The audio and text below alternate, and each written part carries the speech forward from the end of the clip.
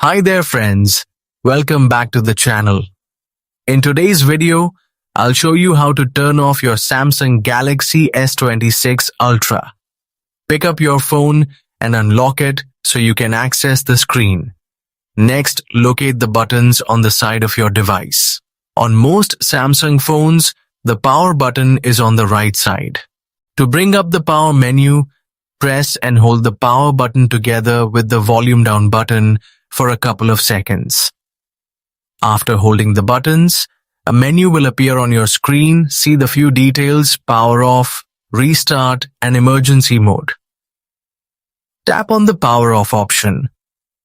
Your phone may ask you to confirm, so tap power off again. Your Samsung Galaxy S26 Ultra will now begin shutting down. Within a few seconds, the screen will go black, which means the phone is completely turned off. If this guide helped you, drop a like, share the video, and subscribe for more daily tech tips.